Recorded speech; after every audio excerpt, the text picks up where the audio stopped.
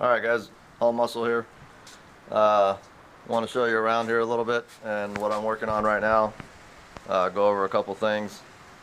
As you can see, I've got a pile of stuff everywhere. Cars everywhere, projects everywhere. Just got done with a solar project on my house, and I've got it all finalized and good to go. So back to work on same old. Anyways, I've got the suspension here out of this white Firebird formula. It's a 5.7 LT1 car. Basically took the whole front suspension and subframe out with the engine and trans. I've got the trans tucked up underneath the car there. Trans was fine. Engine needed a rebuild.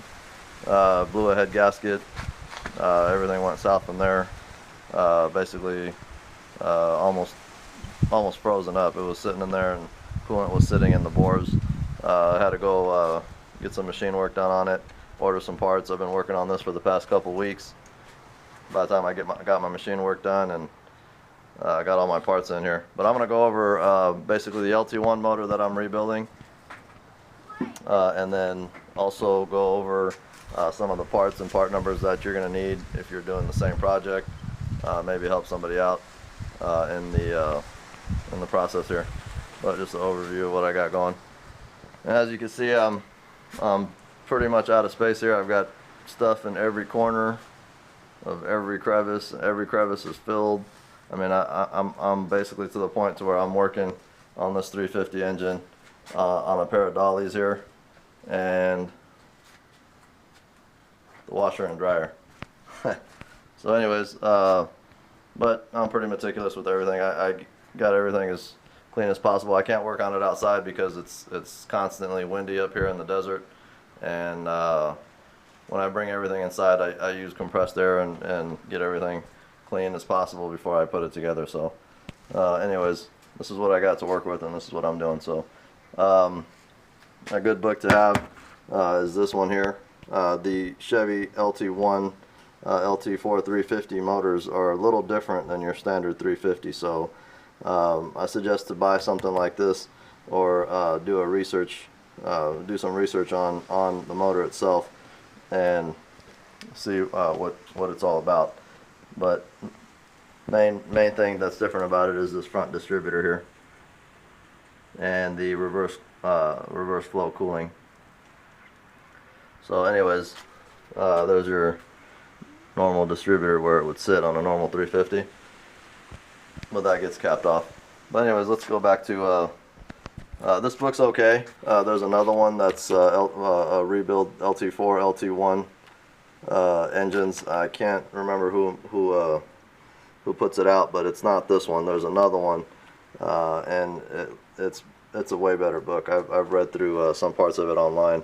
But I also have the factory service manual for the 96 Trans Am Camaro F body. So I have that, and that's definitely a good read and must have when you're doing this. Torque wrenches, definitely have to have a good set of torque wrenches. I mean, there's a lot of stuff on here that's torque specific, so you gotta get all that done right. One more thing that I want to show or mention was when I was building this engine. The clearances that I had on the rear main, I had a clearance issue on the rear main cap, and I would constantly, I tried it three, 4 times, and I kept reading the clearance, and it was right at tolerance, which was 3 thousandths, and I didn't particularly want to continue putting that together, because as you can see, everything here is nice and clean. Everything's been cleaned. Block went through a 30 over bore, so I do have 30 over pistons and rings in there. ARP bolts are going in on the heads. What was I saying here? The rear main cap. Okay, this is a big deal here. There's a main cap that if you bought a set of Clevite bearings, which are going to be this part number here. This is your Clevite main bearing set. Okay, MS909. Forget the P1 for just a second. Now, I went ahead and put all those bearings in, and what happened was the rear main bearing did not meet it wasn't to my satisfaction. It was too much clearance. So it was at 3 thousandths, and I'd like to get it closer to 1/1000. And that's where I like them. But anyways, after like reading through the service manual, this book wasn't helpful at all. Wanted to know why. My machine work was, nothing had been touched there. So it should have been all factory in that point, in that respect. So I dug back through the trash, okay, and what I found out was, and this is also stated in the service manual. Man, that will not focus on that, will it? There we go. Alright, maybe. This is a GM bearing, okay, so you see the GM there. This is the original bearing. I dug back out through the trash because I just pulled the old bearings out and I threw them out. And it clearly states on there that this is a 1/1000th over bearing. That 001.001, that's a 1/1000th oversized bearing from the factory. Okay, so what I had to do was order this set here from Clevite, and this is the MS909 P1, which gave me an oversized bearing for that rear. It's a full set, so I have all the other ones that are oversized 1/1000ths. I have those just sitting there because I did not need those. The standard size bearings fit and measured perfect clearances all the way across the board except for that rear one. And again, this thing was pretty much for a couple days I had to sit here and try to figure out, I mean, I wasn't familiar with this, but these bearings, these 1/1000ths over bearings were on 2 LT1 blocks that I had. It wasn't on just one. So I'm not sure if Chevy just put 1/1000ths oversized bearings in all the LT1 blocks, but when you take these apart, check to see what bearing you have in the rear there. So anyways, that's just one thing that'll save you a couple days, or at least for me, it would have saved, if I had known that, I would have saved I don't know, a couple hours a day researching stuff on the internet. Another thing you're going to need is this thread sealant. This thread sealant is going to be used in all of the oil galley plugs, such as this one. And if you put this head on without this oil galley plug here, you're going to be in big doo-doo, because you're not going to be able to get it off without pulling that head out.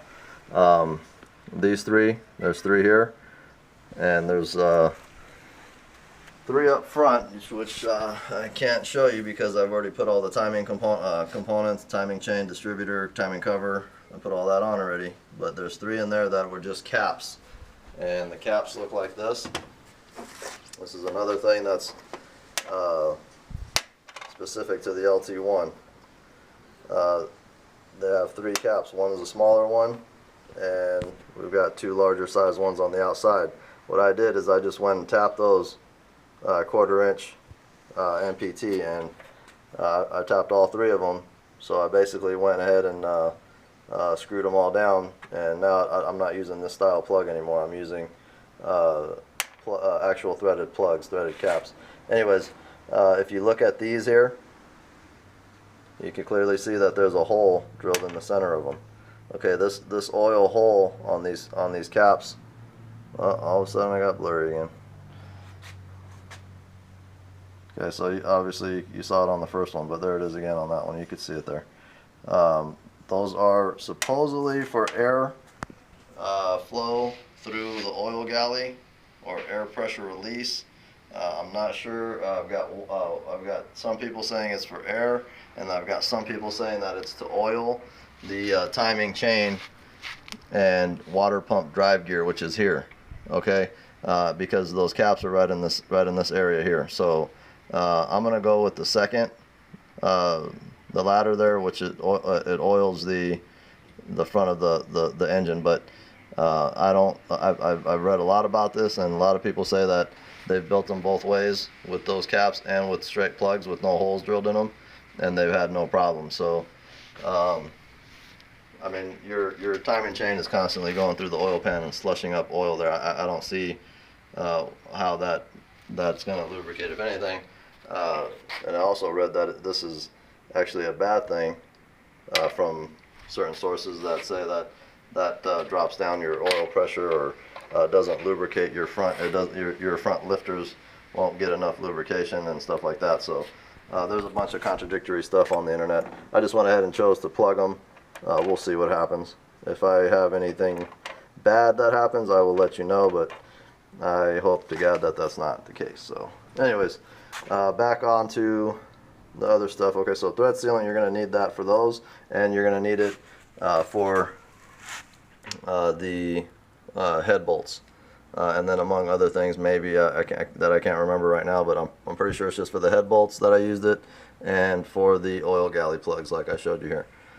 So thread sealant, and you're going to want to make sure that thread sealant is on these plugs, because as you can see, I don't know if you can see that, but I can see right through that threaded hole there down into the water. Let me see if I can show you. Yep, there's my finger. I don't know if you can see that, but yeah, this bolt here goes right into the water jacket. So if you don't seal those threads, you're gonna get water coming out of there. That's not gonna be good. So seal those threads, thread sealant, Teflon style. Get it at Napa, $10, whatever it was. Also, Permatex High Tack gasket sealant.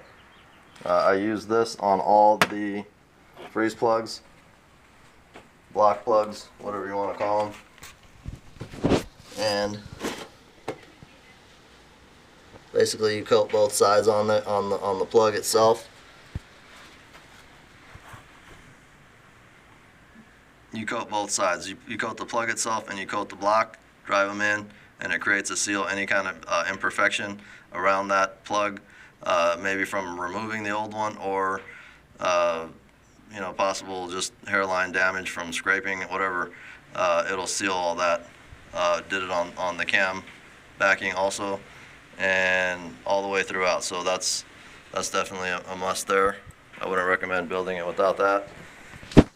Let's see what else I have here. The ARP bolts here, of course. And I have 2 sets. I'm going to be building another LT1 for my vet that's sitting outside. A good engine assembly lubricant. I've used this before. Haven't had any problems. Okay, and torque specs on the head bolts. Chevy factory service manual on the LT1 says to take the head bolts down all the way across to 22 pound-feet, and then for the smaller bolts to take them down. Well, the smaller bolts are going to be these. Let me show you here. These are going to be smaller, or shorter, I should say, shorter bolts all the way down at the bottom here underneath your exhaust manifold. So basically, these, they want you to torque them down, all of them, to 22 pound-feet. Then these go down to 67 degrees plus or minus 3 degrees after that point. And then these right on the corners of the head, on the front and rear, those are medium or in length, and they're not as long as the rest of the bolts that go through the center of the heads here and here. Those are going to be down along with these to 80 degrees after the 22 pound-feet initial torquing. Take those down to 80 degrees, again plus or minus 3 degrees. So that's what it calls for in the factory service manual that I have.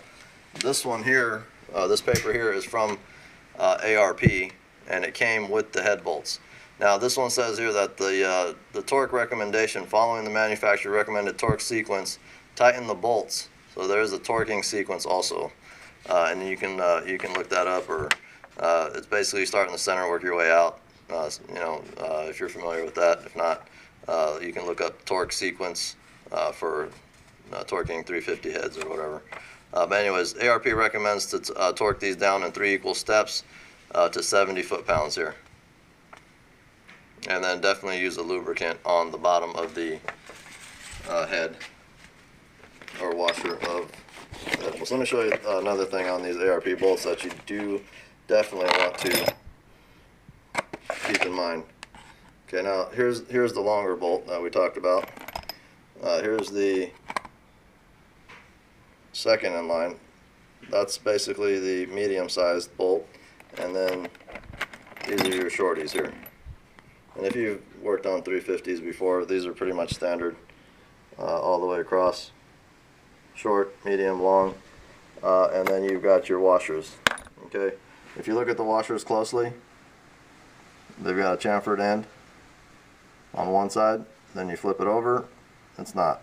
It's a flat, perfectly flat washer. Okay, you want the flat side facing down on the head. So basically, this chamfered side here goes down and meets up with the bottom part of the head bolt. Okay, make sure you do that because otherwise the clearance in between, or actually there's a little lip on the bottom of the head bolt that won't have anywhere to go, and that will affect your torquing the head bolts. All right, so also thread sealant, thread locker, red Loctite. You're gonna want to use that on places like what I used it on was on the timing cover.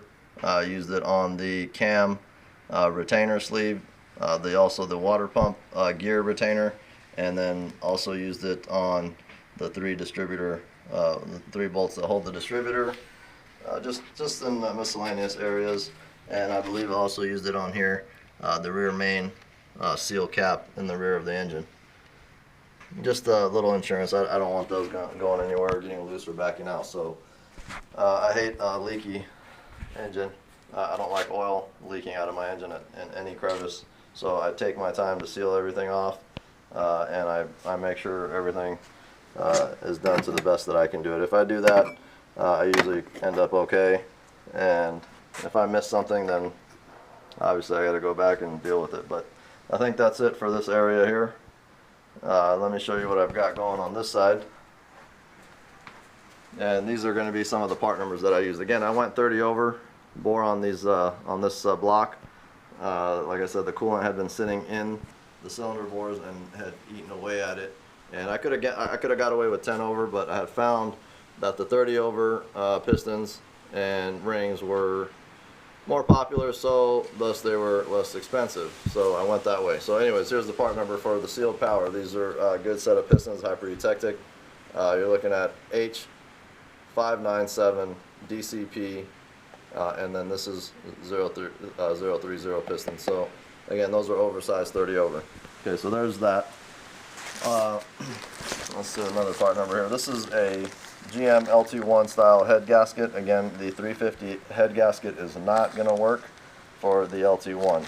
The LT1 350 head gasket is different in a couple places, so you want to get this part number here. So anyways, your part number from GM is 101-68457. Right and left, same. I believe they're the same part number. They are the same part number. This guy here, oh, I forgot to use the scat crank, and I don't have the part number on that. If you want the part number on that, email me or send me a message, and I'll get that for you. But just use the basic scat crank. I didn't put a forge. I'm not doing any. It's just going to be naturally aspirated. It's not going to be a it's not going to be anything with forced induction, or I'm not going to use nitrous or anything on it. So just basic.